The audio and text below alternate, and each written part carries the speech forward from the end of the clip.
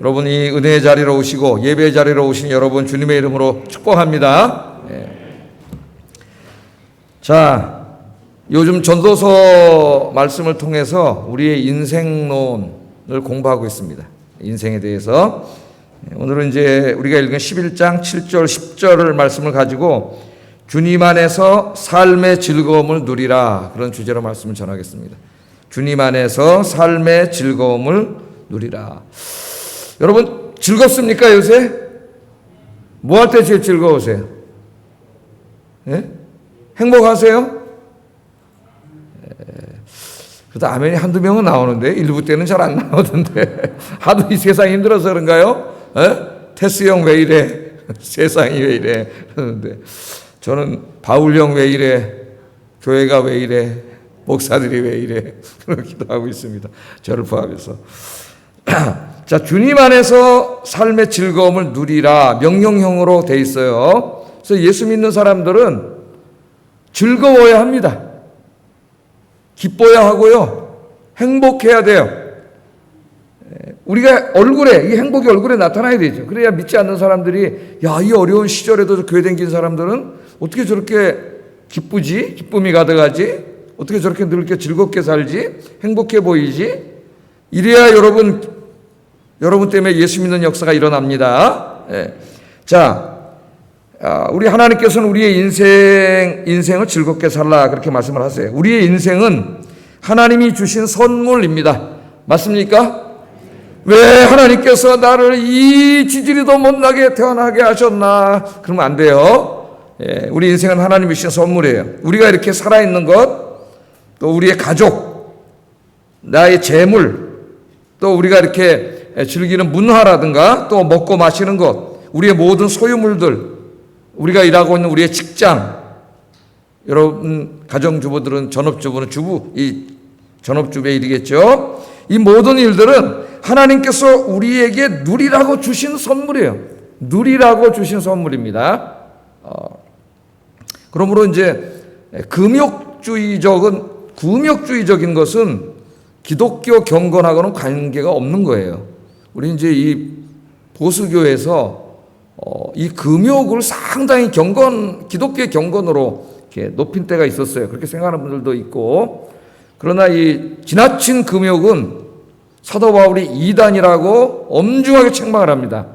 그러니까 때로는 우리가 예를 들면 뭐 주님의 고난을 기억하는 고난주간이라든가 아니면 어떤 특별한 정해진 기간에 하나님과 내가 더 가까워지기 위해서 금욕을 할 수 있죠. 금식을 한다거나 또 뭐 철야 기도를 한다거나 세상에 좀 이렇게 인간적인 즐거움을 포기하고 또 이렇게 주님께만 몰두하는 성경 읽기나 기도에 몰두할 수 있지만, 그러나 우리 인생 전체가 금욕이다, 그건 성경하고 전혀 관계없는 거예요. 우리는 인생을 우울하게 살거나 슬프게 살거나 근심하고 낙마하며 살면 안 됩니다. 오늘 하나님은 뭐라 그랬어요? 말씀에 인생을 영원히 즐거워하라 그랬어요. 영원히 즐거워하라. 그 의미가 뭔지는 좀 이따 살펴볼 겁니다. 자, 왜냐하면은 하나님은 우리 인생에 주신 이 모든 것들은 하나님이 주신 선물이에요. 뭐 하라고 주셨어요? 즐기라고 주셨어요. 즐기라고. 자, 제가 한번 여러분 이제 예를 들어보겠습니다. 자, 여러분들이 어떤 분에게 선물을 하나 줬다고 생각해 보세요. 선물. 가방을 하나 선물로 사줬어요, 여러분. 그때 어떤 분이 가방을, 내가 이거 저 집사님 너무 사랑해서 가방 선물이에요. 이거 잘 쓰세요. 줬더니 가방을 딱 받으면서, 아유, 내가 별로 좋아하는 스타일도 아닌데 이거 뭐 그러면서 별로 좋아하지도 않고요. 그 다음부터 식집어 던져놓고 가지고 다니지도 않고, 한 번도 별로 무관심하고, 그런다면은 여러분 마음이 어떻겠어요? 내가 선물로 줬는데 내가 정성을 다해서 마음이 안 기쁘겠죠. 근데 여러분이 선물을 줬어요. 어떤 분에게 가방을 하나 선물로 줬어요.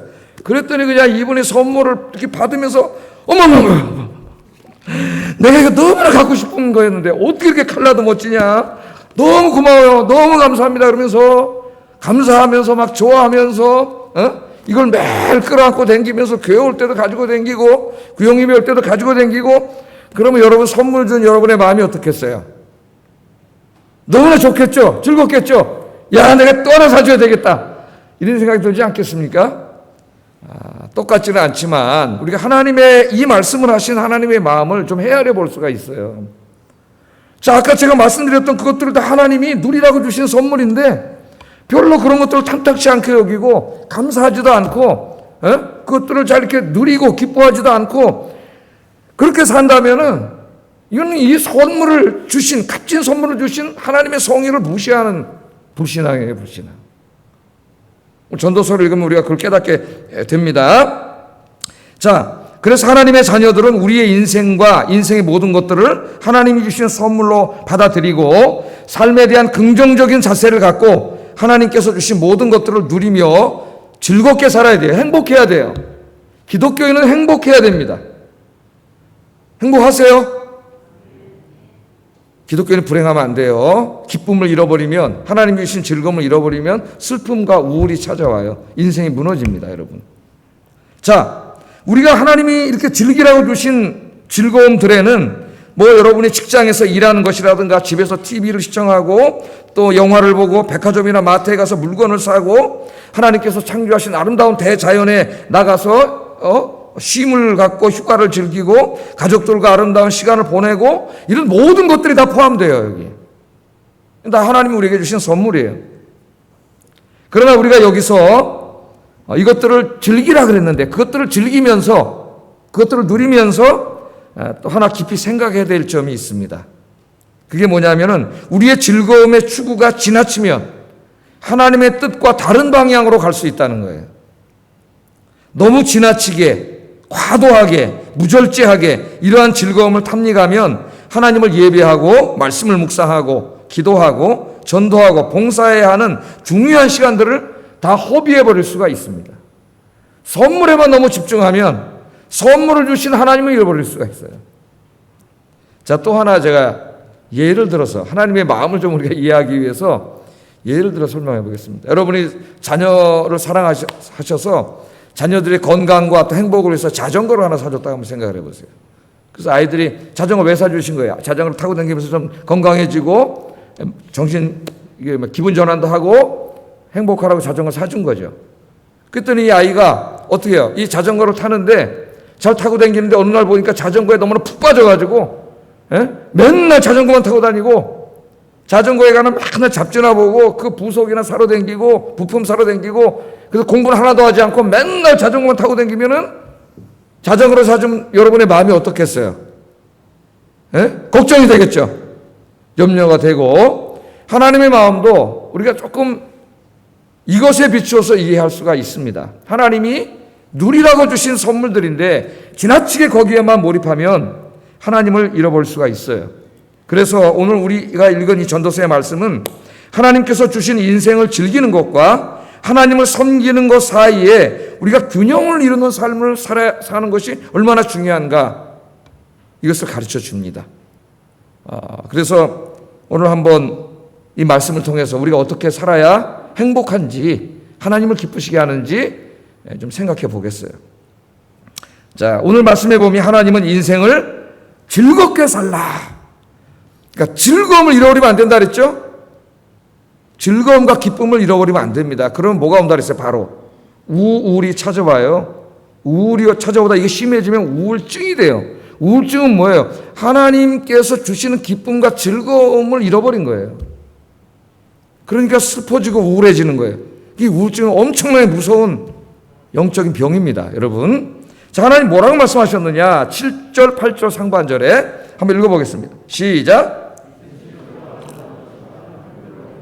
즐거운 일이로다. 사람이 여러 해를 살면 항상 즐거워할지로다. 여기 보면 여러 해를 살면서 그러니까 평생을 살면서 항상 즐거워할지로다 그랬죠. 근데 그 앞에 뭐라 그랬어요? 빛은 여기 빛은 햇빛입니다. 햇빛. 빛은 실로 아름다운 것이라. 햇빛을 보고 뭘 느껴야 돼요, 여러분? 아름다움을 느껴야죠. 아름다운 것이라 눈으로 해를 바라보는 것 그게 즐거움이로다 그랬어요. 뭐 어디 몇십억짜리 그냥 몇십억짜리 요새 비싼 집도 아니더라고 보니까 그런 집에 살면서 막 엄청나게 비싼 음식을 먹고 뭐 이런 데만 즐거운 게 아니라 아침에 눈을 뜨고 해를 바라보는 게 즐거움이에요. 그게 즐겁고 기뻐야 돼요. 그러면서 그 다음에는 사람이 여러 해를 살면서 항상 즐거워해야 된다. 이런 말씀을 하십니다. 자, 그러므로 하나님의 자녀들은 이 말씀에 순종해야 돼요. 우리의 인생이 즐거워야 합니다. 이 말씀은 데살로니가전서 5장 17절에 항상 기뻐하라 하는 말씀과 같은 말씀이에요. 항상 기뻐하라. 그러니까 구약 성경에서도 신약 성경에서도 하나님은 하나님의 자녀들이 하나님이 주신 선물을 누리면서 즐겁게 살기를 원해요. 하나님이 주신 선물을 누릴 줄 알고 감사할 줄 알고 거기서 기쁨을 찾으면 행복해집니다. 행복감이 몰려와요. 특별히 우리가 공부하고 있는 전도서의 중요한 주제 중 하나가 뭐냐면 하나님이 주신 선물을 누리면서 즐겁게 살라. 한 번 말씀한 게 아니라 여러 번 말씀하셨어요. 전도서에서. 찾아서 하나씩 다 읽어보겠습니다.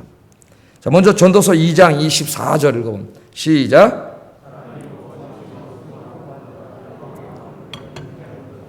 내가 이것도 본즉 하나님의 손에서 나오는 것이로다. 아멘.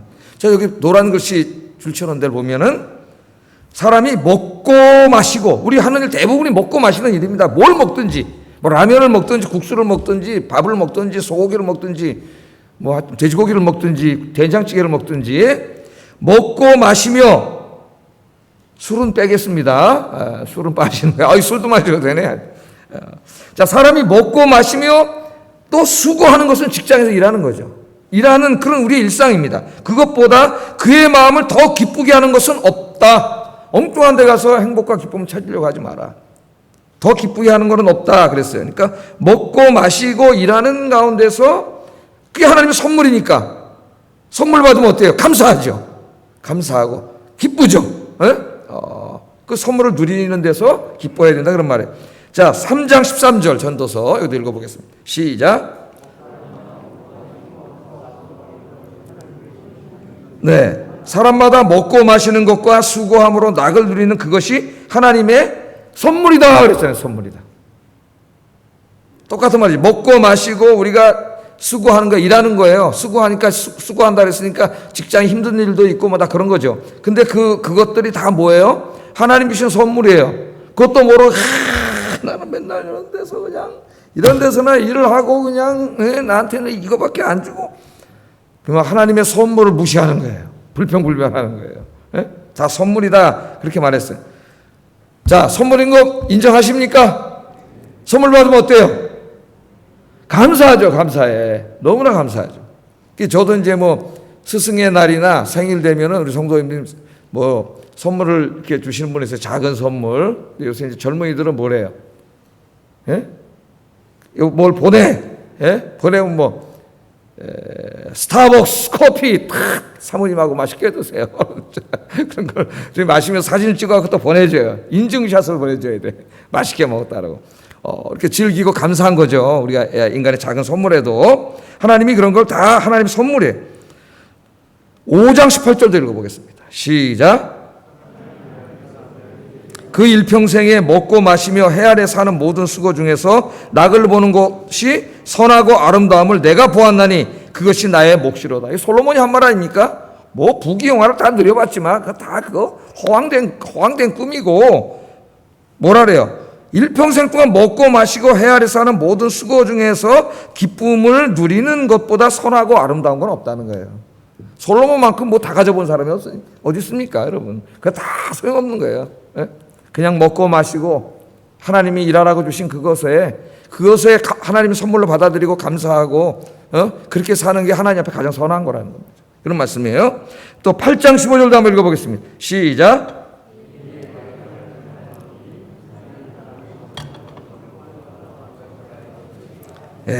이 말씀도 뭐 희락을 찬양한다 그랬어요. 아까도 말했지만 자꾸 이 복음 주기 위해서 금욕을 찬양하려고 그래요. 금욕이 필요할 때도 있지만 금욕은 기독교 경건하고 관계없다 그랬어요. 제가 희락을 찬양한다 그러잖아요. 즐거움, 누리는 것, 그것을 찬양한다 그래요. 사람이 먹고 마시고 즐거워하는 것보다 더 나은 것은 해 아래 없어요. 비교급을. 그것보다 그러니까 최상급이에요. 비교급을 통해서 최상급이에요. 먹고 마시고 일하고 하나님 주신 선물이에요. 그것보다 더 귀한 건 없어. 그렇게 말합니다. 그 3장 22절에는 특별히 하나님이 주신 직업에 대해서 이야기를 해요. 읽어보겠습니다. 시작. 자기 일에 즐거워하는 것보다 더 나은 것이 없음을 보았다. 여러분이 하시는 일은 직장에 가서 일하시는 분이나 전업주부 가정에서 일하시는 분이나 하나님이 주신 선물이에요. 그 선물을 감사함으로 받고 그 일 하나하나 하면서 즐거워하고 기뻐하는 것보다 더 나은 것은 없다는 거예요. 여러분 그렇게 일하고 계십니까? 예, 그러면 행복해진다. 예, 그래서 먹고 마시는 것을 즐기라는 이 말씀에는 많은 것이 함축되어 있죠. 집에서 가족들과 함께 식사를 오순도순 하는 즐거움일 수도 있고, 가족들과 혹은 친구, 친척들과 만나서 함께 또 바깥에서 외식을 하는 즐거움일 수도 있고, 예? 또 아니면 지인들을 집으로 초청해서 차도 한잔 마시고 뭐 음식을 만들어 먹는 즐거움일 수도 있습니다. 하나님은 이러한 즐거움을 누리라 그래요. 누리라고. 그러니까 너무 고립돼서 혼자 사는 것은 좋지 않아요. 우울해져요. 이런 즐거움을 누리라 그랬으니까 여러분 된장찌개 하나 먹으면서도 감사하시기 바랍니다. 예? 제가 미국에서 공부할 때 미국 친구를 하나 사귀었는데 저보다 10살이 어려요. 제 위층에 있는 친구였어요. 타드 빌링이라고. 제가 그때 33인가 4살이었는데 그 친구가 하여튼 10년 아래서 23, 4 먹었는데 이 미국 친구들은 수염이 많이 나가지고 수염이 이렇게 길다 보니까 꼭 내가 형 같더라고. 내가 동생 같아요. 몇 살이냐고 물어보니까 나이가 그래. 그러더니 저한테 뭐라고 불러야 되냐, 자기가. 패스터 차라고 불러야 되냐, 그냥 친구처럼 미스터 차라고 불러냐. 야, 미스터 차라고 불러라. 미스터 차라고 불러. 우리 친구다, 이제. 한국 같으면 어림도 없지, 근데 이제. 영어 배우려고. 예? 그런 친구가 있는데, 미국, 에티오피아에 가서 선교도 하고 그러는 친구예요. 그러니까 동양 문화나 타 문화에 대해서 굉장히 관심이 많은 아주 백인인데도, 백인은 원래 좀 무시하거든요. 굉장히 마음이 열린 친구예요. 저한테 이제 코리안 음식을 먹고 싶다 그래서 제가 우리 집에 와가지고 저 혼자 있을 때입니다. 저 혼자가 있을 때. 코리안 음식 뭐 주지? 나도 없는데. 그래서 내가 한인마트에 가가지고 하선정 김치를 하나 사다가 햄을 사가지고 후라이팬에 구워서 섞어가지고 내가 그거 할 줄 알거든요. 예? 딱 줬더니 야 맛있다고 잘 먹더라고. 그 다음에 또 자기 집으로 나를 초청한다 그래요. 그래서 제가 이제 위층으로 올라갔죠. 예? 올라갔더니 땅 불을 저니까 음악이 쫙 나오더라고. 근데 땅을 딱 보니까 막 그 페이퍼라든가 이런 것들 청소라는 막 버려져 있어요. 방이 좀 지저분하더라고. 안 치워 있는 거 보니까. 예? 지저분해. 근데 식탁으로 딱 가니까 이만한 밥통에다 밥을 해놨는데 카레를 넣어서 노란 밥, 미국 애들이 먹는 밥이 있어요. 카레밥 같은 거 하나 해놓고 제 기억으로는 반찬이 다르게 없었던 것 같아요. 근데 거기다 촛불을 딱 켜놓고 내가 제일 싫어하는 게 카레거든. 근데 하여튼 그래도 맛있다고 먹었어요. 거짓말을 해야지. 그럴 때 아유 야 맛있다. 뭐 제가 말하려는 건 뭐냐면 그 밥 하나 그냥 아무것도 없는 거 먹으면서도 음악을 틀어놓고 촛불을 켜놓고 이렇게 막 즐겁게 먹더라는 거예요. 그래서 그 얘기 하려고 그래요. 여러분 이 사람이 성경 말씀대로 사는 사람.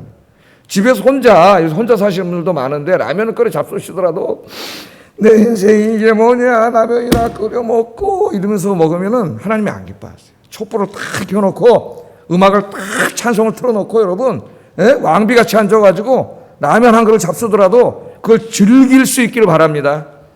하나님 그렇게 하시라는 거예요. 행복하게 살라는 거예요. 자기 일을 즐거워하라 그랬죠. 자기 일을. 하나님이 우리에게 주신 생업의 터전 직장입니다.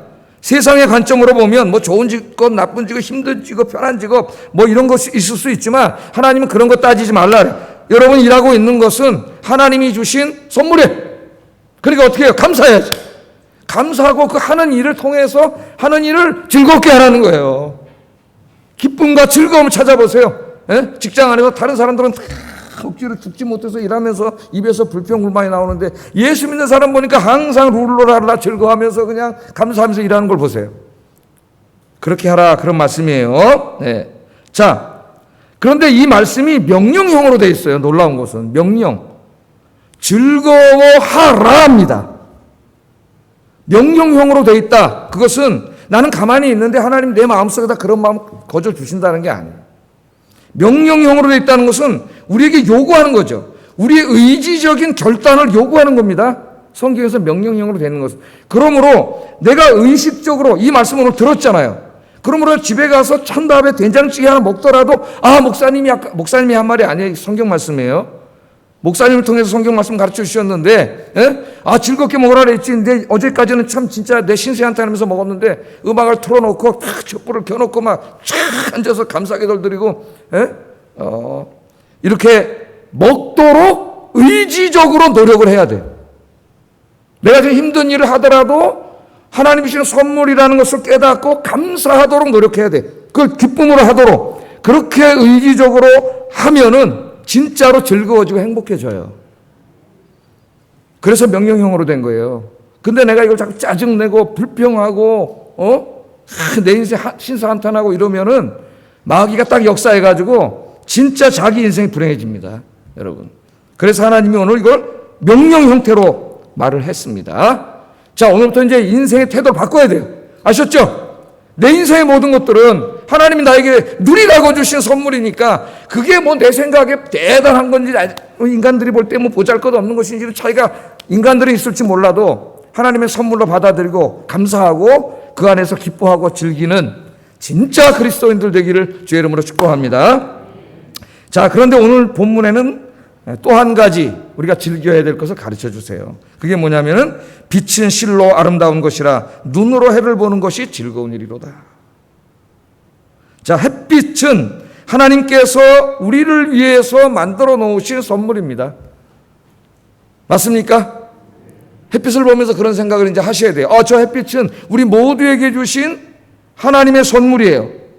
그래서 그 햇빛은 아름다운 것이, 아름다운 것. 그래서 그 햇빛을 바라보는 거기에 즐거움이 있어야 돼요. 즐거움이, 기쁨이. 그래서 여러분 오늘도 살아서 죽지 않고 아침에 눈을 뜨고 살아서 이 햇빛을 볼 수 있다는 것, 그게 은혜요. 그게 행복이요. 그게 즐거움입니다. 아침에 창문을 열고 떠오르는 해를 바라보면서 그 해를 누리고 그 순간이지만 그 안에서 기뻐하고 즐거워하는 것, 그게 진짜 경건이에요. 경건. 오늘 성경이 그렇게 이야기를 하고 있습니다. 자, 그런데 여기서 햇빛은 단지 햇빛만을 말하는 건 아니죠.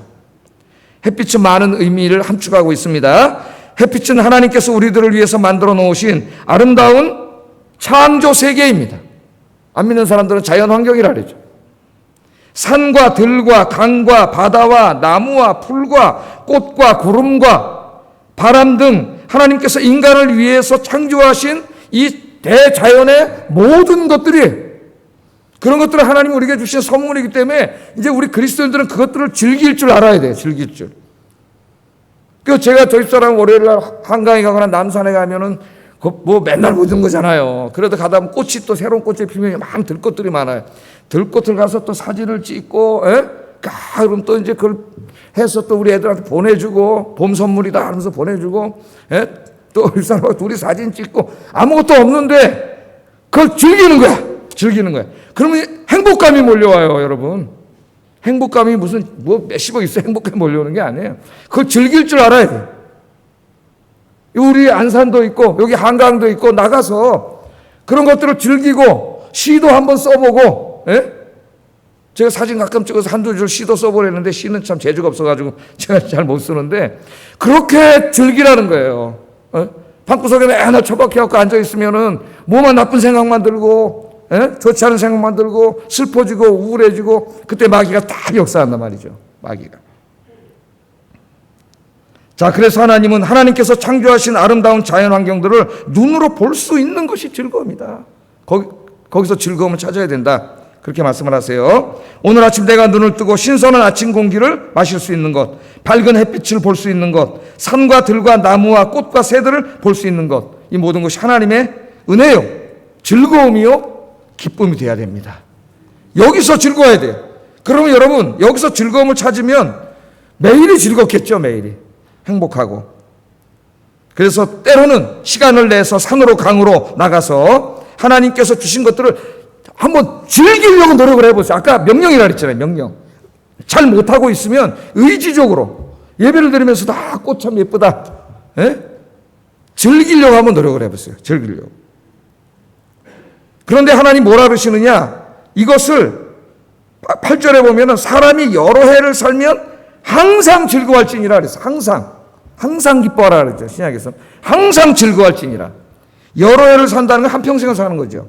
그러니까 막 에너지가 넘치고 이런 우리 젊은 시절, 청년 시절 이럴 때도 항상 이런 즐거움이 넘쳐야 되고, 또 좀 갱년기가 오고, 제 나이가 이제 그런 나이인데 중년이 되고, 그래서 막 우울이 찾아오고, 그죠? 자신감도 떨어지고 막 그럴 때에도 이 즐거움을 누릴 줄 알아야 되고, 또 이제 연세가 드셔가지고 노년이 되어서도 기력은 없지만 이 하나님 주신 선물들을 바라보면서 즐거워야 된다는 거예요.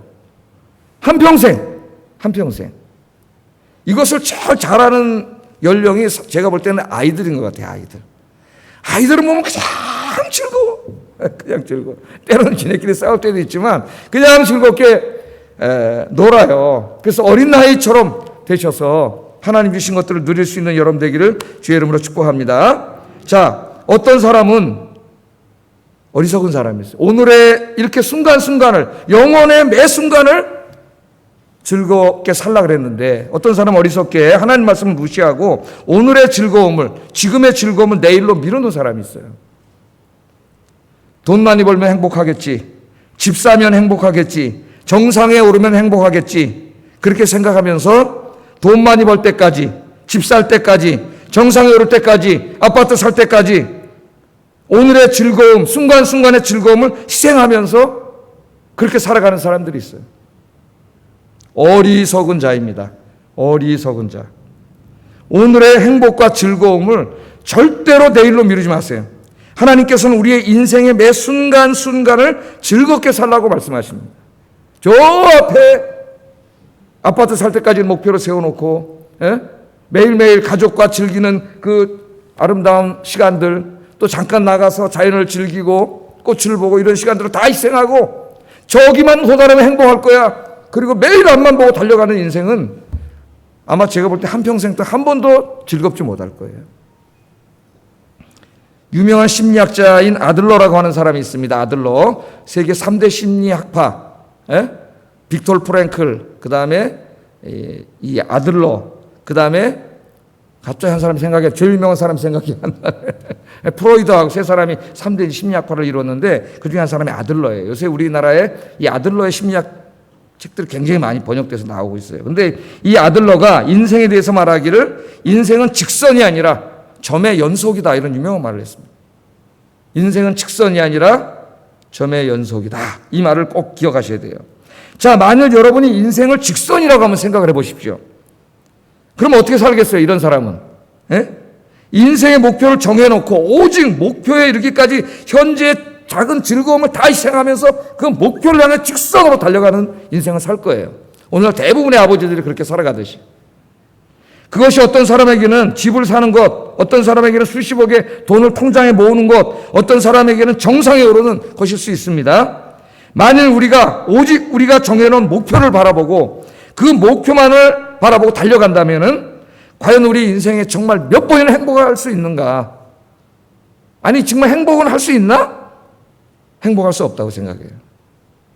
그러나 여러분, 인생을 직선이 아니라 점의 연속이라고 한번 생각을 해보세요. 직선과 점은 다르죠?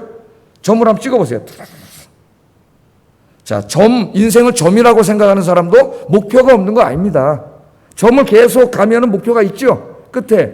목표를 세워야 돼요. 목표가 없으면 인생의 방향을 잃어버리니까 목표는 있어야 되지만 그 목표를 향해 가는 매 순간순간이 중요한 거예요. 매 순간. 점인 인생은. 그 한 점 한 점이 모아져서 목표가 이루어지는 거잖아요. 그 목표를 향해 가되 그 순간에 매 순간순간 가족들과 아이들과 또 아내와 함께 시간을 보내고 또 마트도 함께 가서 물건을 사고 하는 작은 그런 우리 일상들이 굉장히 중요한 거라는 거예요. 그 하나하나에서 기쁨과 즐거움과 행복을 누려야 된다는 거죠. 그래서 이 점으로 인생을 생각하는 사람은 목표만을 위해 현재의 즐거움과 행복을 희생시키는 어리석음을 범하지 않습니다. 자, 또 여행에도 비유할 수가 있겠어요. 여행을 한번 간다고 생각해 보세요. 여행을 직선으로 생각하는 사람이 있고 점으로 생각하는 사람이 있습니다. 둘 다 목표는 같아요. 자, 속초를 간다. 그러면 직선으로 생각하는 사람은 어떻게 갈까요? 올림픽대로 타고 가다가 고속도로 들어가서 고속도로 있잖아요. 저 속초까지 가는, 저 양양까지 가는 고속도로가 생겼어요. 그걸로 무진장 달리면은 땅굴이 한 몇십 개 나올걸요, 아마. 땅굴이. 거의 땅속으로 들어가 댕기. 그래가지고 2시간 좀 넘으면 도착합니다. 그래서 주구장창 달려갈 거예요. 그게 이제 여행이라고 생각하는 사람. 그러나 여행을 점이라고 생각해요. 저는 점이라고 생각을 해요. 그 사람에게는 집에서 나오는 시간부터 여행, 그 전날 밤부터 여행이에요. 지도를 하나 사다가 놓고 내일 어디로 갈 것인가를 또 이렇게 이제 자기 아내랑 이야기하면서 내일은 여기로 가자 저기로 가자 짜고 아침에 나와서 이제 차를 해서 가면서 고속도로 휴게소에 라면을 하나 먹고, 예? 저는 고속도로로 잘 안 가요. 갈 수 있는 데까지만 가고 그다음 국도로 들어가요. 그래서 뭐 삼척이나 속초 갈 때도 다 산으로 갑니다, 저는. 산길로 다니다가 저 산속의 마을에 누가 살까? 우리 사람 그런 거 왜 걱정해요? 누가 살까? 굉장히 궁금해, 나는. 예? 들어가서 꽃도 보고 바람도 쐬고 또 안개가 껴있으면 창문도 열고 그럼 하나하나가 다 행복해요. 그러니까 여행도 점이라고 생각하는 사람은 그 도착할 때까지 모든 순간이 여행이에요. 돌아올 때도 마찬가지. 다른 길로 왔도. 예? 다 돌아와요. 그래서 저는 저 삼척 갈 때는 정선으로 해서 막 저 산으로 해서 가다가 올 때는 또 영월로 해가지고 이렇게 태백으로 영월로 해가지고 막 산으로 해서 막 이래가지고 오는데 또 오는 모든 순간이 다 쉼이고 여행이에요. 여행도 마찬가지인데 우리의 인생도 난 마찬가지라고 생각해요. 자기 인생이 정상에 오르면 그게 무슨 정상이든지 행복할 거야. 그래서 많은 사람들이 오늘의 행복을 희생하면서 자기 삶의 정상에 오르기 위해서 달려갑니다. 그렇게 살지 말라고 하나님 말씀하세요. 사람이 오래 살 텐데 그 매 순간 다 하나님 주신 선물이기 때문에 순간순간을 즐기고 기쁘고 행복하게 살라 그러는 거예요. 그러다 보면 정상에 갈 수도 있습니다. 여러분, 정상에 오르면 행복할까요? 그 행복은 잠깐이에요. 잠깐. 정상에 오르면 그 다음 내려오는 길밖에 없습니다. 여러분. 내려올 때는 몇 배 더 힘들어요. 인기 심리학자이면서 저술가인 김정훈이라고 하는 교수가 있습니다. 요새는 잘 안 나오는데 한동안 텔레비전에도 많이 나왔었어요. 이 사람이 쓴 책을 제가 하나 읽어봤는데 이 사람이 이런 얘기를 하더라고요. 한참 인기가 있을 때는 얼마나 인기가 있었는지 강연 부탁이 하도 많이 들어와가지고 강연하러 가는데 헬기 타고 다녔답니다. 헬기. 여기 끝나면 절로 가야 되는데 시간이 없어서 헬기를 보내줘가지고 헬기 타고 갈 정도였대요. 그래서 그때 생각하기를 내가 조금만 더 노력하면은 이 분야에서 최고 정상에 내가 올라야지. 이런 생각을 가졌대요. 그래서 다른 모든 것을 희생했답니다. 아내와의 시간, 아이들과의 시간, 뭐 일체 개인적인 자연에 나가서 누리는 즐거움 다 희생하고 그 정상에 오르기 위해서 그냥 달려갔대요. 진짜 그렇게 비행기 타고 다닐 정도로. 그런데 어느 날 이효령 선생님을 만나가지고 대화를 할 시간이 있었다는 거죠. 그 이효령 선생을 만나서 얘기를 하는데 이효령 선생이 그 얘기를 듣더니 이렇게 충고하더랍니다. 김 선생, 정상에 오르려고 하지 마세요. 정상에 오르면 내려올 일밖에 없습니다. 내려올 때는 너무 힘듭니다. 그런 얘기를 하더라는 거예요. 그래서 이야기를 정신이 번쩍 났다는 거예요. 그래서 모든 것 다 내려놓고 일본에 가서 뭐 쉬었대나 뭐 그런 얘기를 해요. 아, 내가 잘못된 인생을 보내고 있구나. 내 하루하루 순간순간 내 아내와 아이들과 가지는 이 모든 시간들, 교회 와서 예배드리는 시간, 이 모든 시간, 잠깐 바깥에 나가서 걷고 산보하고 꽃을 보고 이런 모든 게 인생인데 그걸 다 즐기면서 살으려고 하나님 말씀하셨는데 내가 저기 올라가면 행복할 줄 알고 다 희생하고 거기만 달려가는 그게 얼마나 어리석은 인생인가 그것을 깨닫게 됐답니다. 여러분, 하나님이 우리에게 주신 인생 목표를 정하세요. 목표는 있어야 됩니다. 그러나 그것만을 향해서 달려가는 어리석은 자가 아니라 매 순간순간 하루하루 내 삶 속에 이루어지는 모든 일들 가운데 다 하나님이 주신 선물들을 기뻐하고 즐거워하고 감사하며 사시기를 주의 이름으로 축복합니다. 그러면 아마 이 세상에서 제일 행복해질 거예요. 행복은 뭘 많이 소유하는 데 있지 않아요. 작은 것 하나라도 감사하면서 그거를 주님 안에서 누리는 것이 행복이 있는 것이에요. 아무리 많아도 누릴지 모르면 불행합니다. 불행해져. 자, 하나님이 이처럼 우리에게 인생을 즐겁게 살라, 즐기라 그렇게 말씀을 하셨어요. 자, 그러나 이 즐거움 속에서 하나님은 잘못된 길로 가지 않게 하기 위해서 안전장치를 주셔요. 안전장치. 우리의 인생을 이처럼 육신의 즐거움만을 위해서 살아가서는 안 된다. 우리의 즐거움의 추구는 하나님을 경외하는 것과 균형을 이루어야 한다. 하나님 그렇게 말씀하셨습니다. 하나님께서는 우리가 하나님께서 선물로 주신 인생을 즐겁게 살되 항상 잊지 말아야 할 것이 있음을 가르쳐 주십니다. 8절에 보면 그러나 캄캄한 날이 많으리니 그 날들을 생각할지로다 다가올 일은 다 헛되도다. 그렇게 말해요. 자, 그렇게 매 순간순간을 선물로 여기고 감사하면서 즐기라 그랬는데, 그러나 그 즐길 때 항상 뭘 생각해야 되면 내 인생에 캄캄한 날이 있다는 것을 생각을 해야 된다는 거예요. 즐기면서. 캄캄한 날은 언제예요? 내가 노년이 되었을 때일 수도 있고 노년이 되어서 죽는 때를 말합니다. 죽는 때가 있음을 말해요. 예? 우리 인생에는 누구에게든지 반드시 캄캄한 날이 다가오지요. 다가오고 있습니다. 여기서 캄캄한 날이 바로 인생의 노년과 죽음이라는 거예요. 늙어가고 있다는 것은 곧 죽음이 다가오고 있음을 알려주는 신호입니다. 늙으면 몸이 약해지고 체력도 떨어지고 모든 몸의 기능이 무너지면서 결국은 죽게 됩니다. 죽은 다음에는 끝인가요? 여기 중요한 게 있어요. 죽음으로 끝나지 않아요. 죽은 다음에는 그 다음에 내세가 있습니다. 우리의 인생의 궁극적인 문제에 직면하게 되는데 죽은 후에는 어떻게 되는가? 9절 하반절 읽어봅니다. 시작.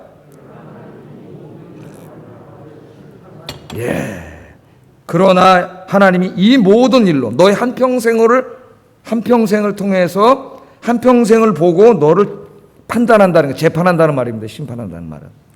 재판할 줄을 알라. 그렇게 말하는 거예요. 그러니까 우리 한평생이 하나님 옆에 가면은 판단을 받아야 돼요. 하나님이 기뻐하시는 대로 내가 한평생을 살아왔는가 하는 것에 대해서 판단을 받는 날이 있다는 것을 늘 명심하면서 인생을 즐겁게 살아야 된다. 즐길 줄 알아야 된다.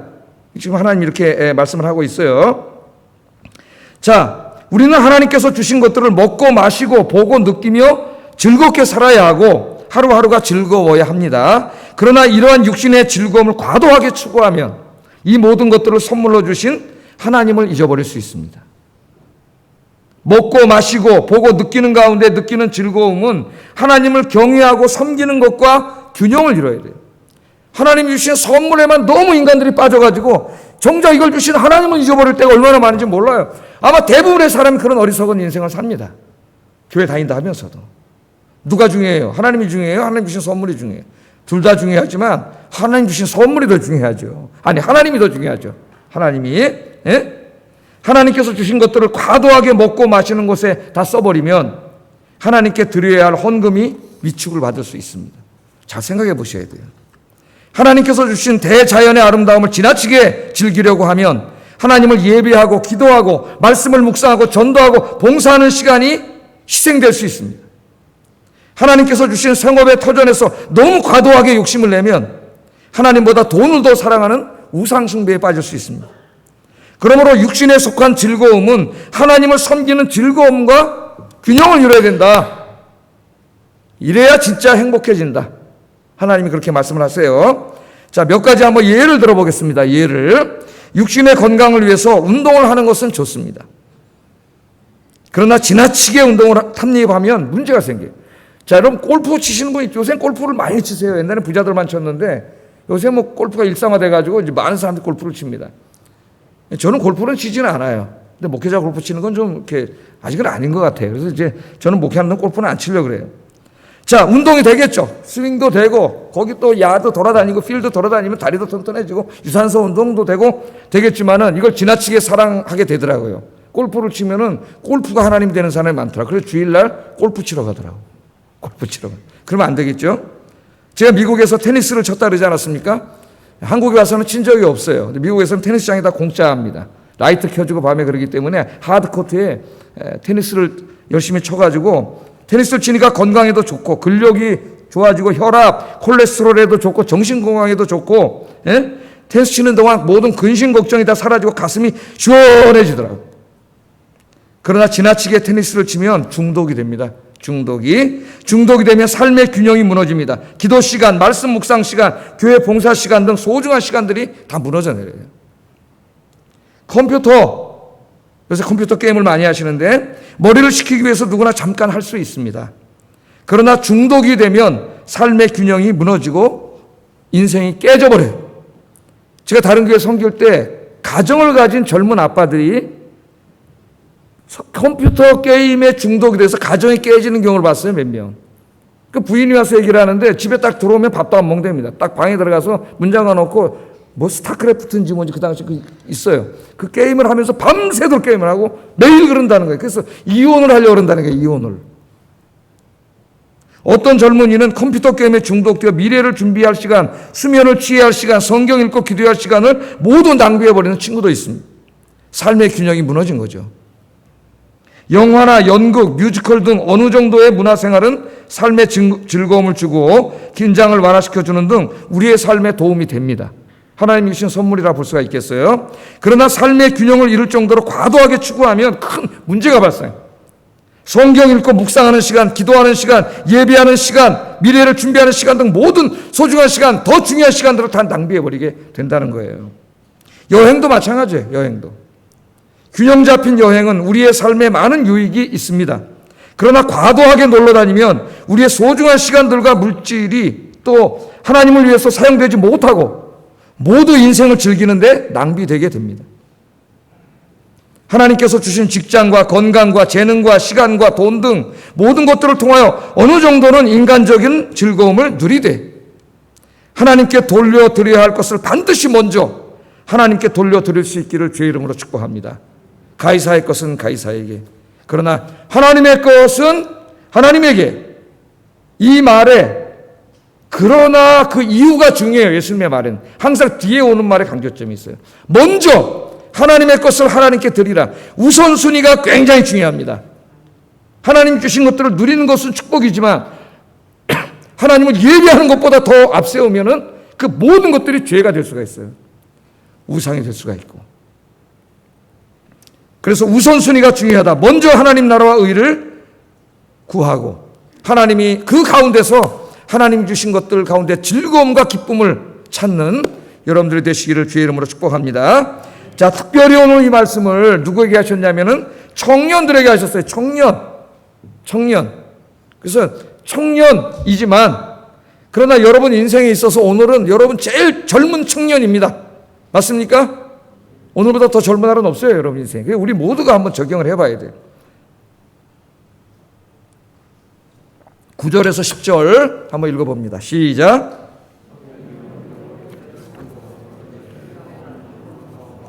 마음에 원하는 길들과 내 눈이 보는 대로 행하라. 그러나 이 모든 일로 말미암아 너를 심판하실 줄 알라.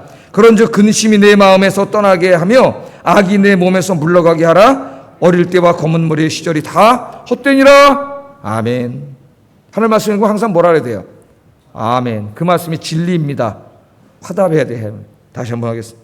검은 머리의 시절이 다 헛되니라. 예, 이렇게 자동으로 아멘.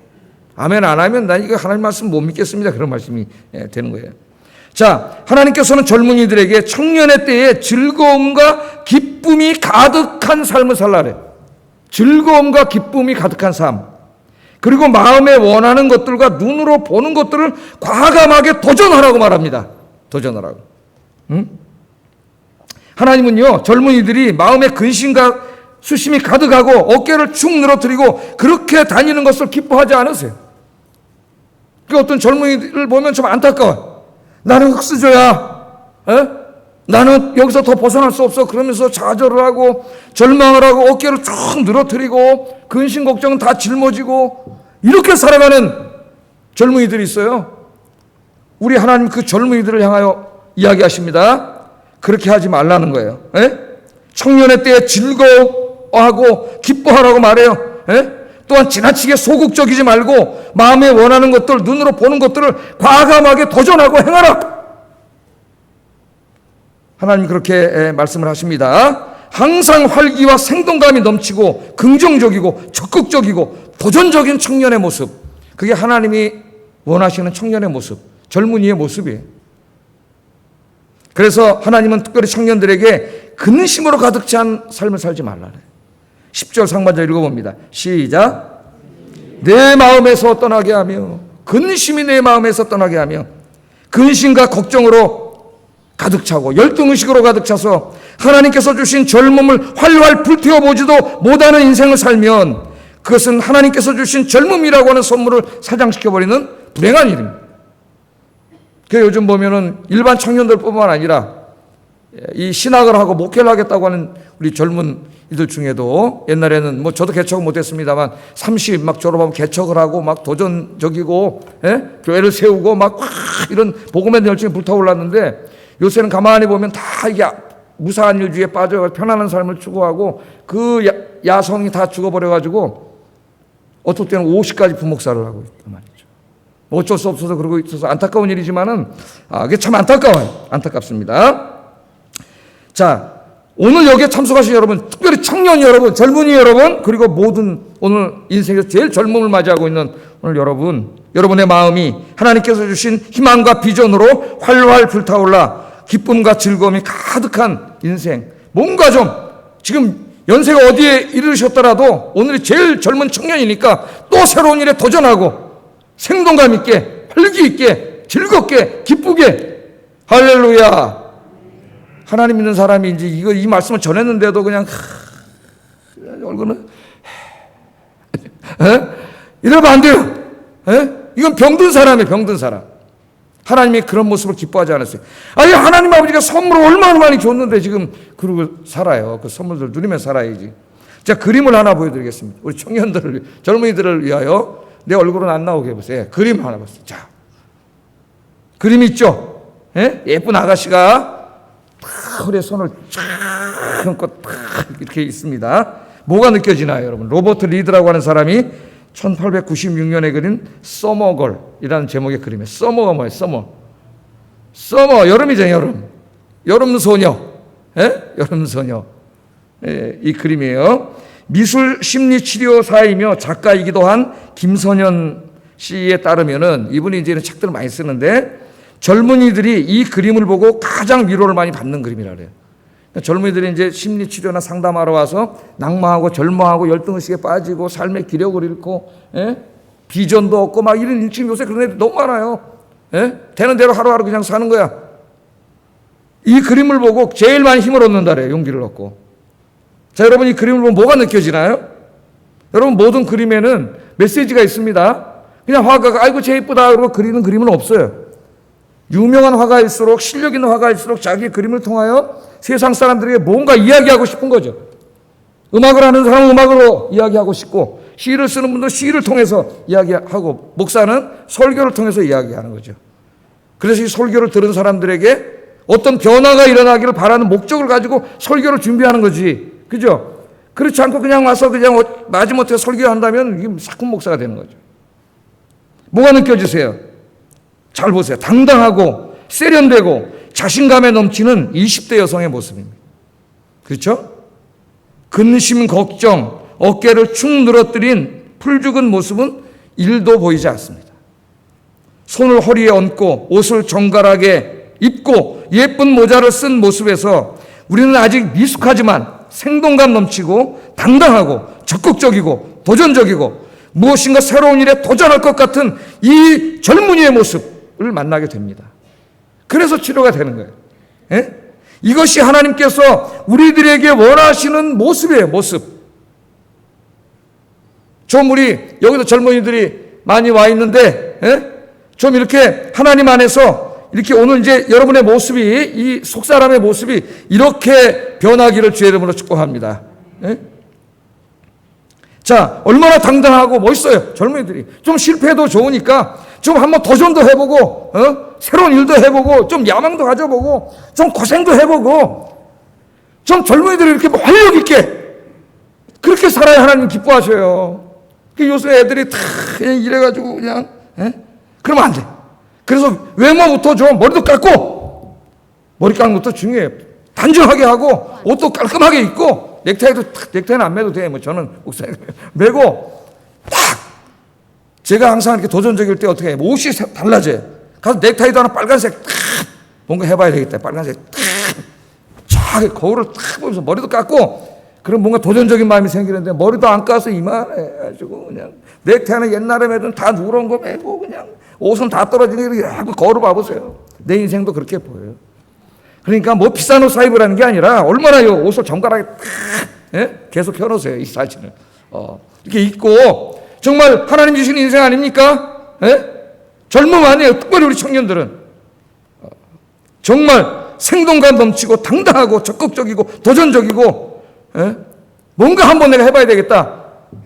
하나님 앞에서 이런 정신으로 살아가기를 주의 이름으로 축복합니다. 그러나 하나님은 젊은이들에게도 안전장치를 주셨어요. 안전장치.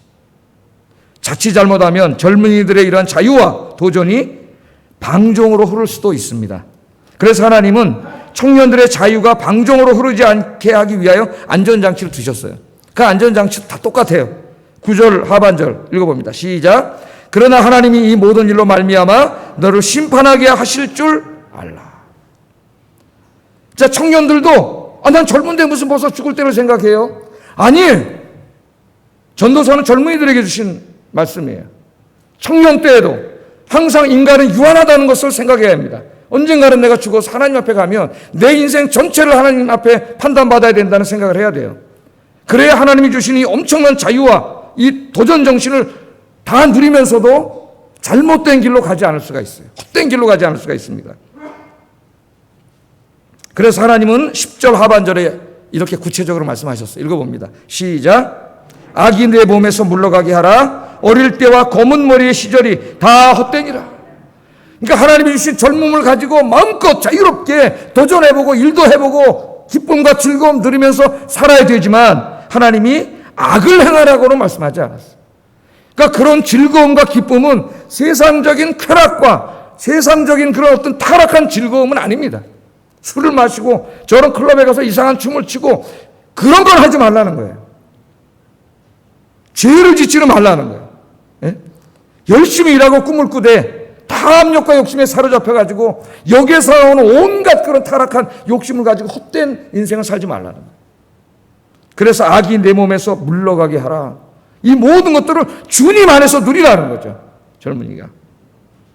검은 머리의 시절도 다 늙고 죽는다는 거예요. 헛되다는 거예요. 하나님은 젊은이들이 마음껏 꿈을 펼치고 마음에 원하는 대로 눈이 보는 대로 행하라고 하셨지만 죄악을 행하라고 하지는 않으셨습니다. 하나님 안에서, 주님 안에서 이 모든 아름다운 청년의 삶을 살아가시는 여러분 되기를 주의 이름으로 축복합니다. 기도하겠습니다.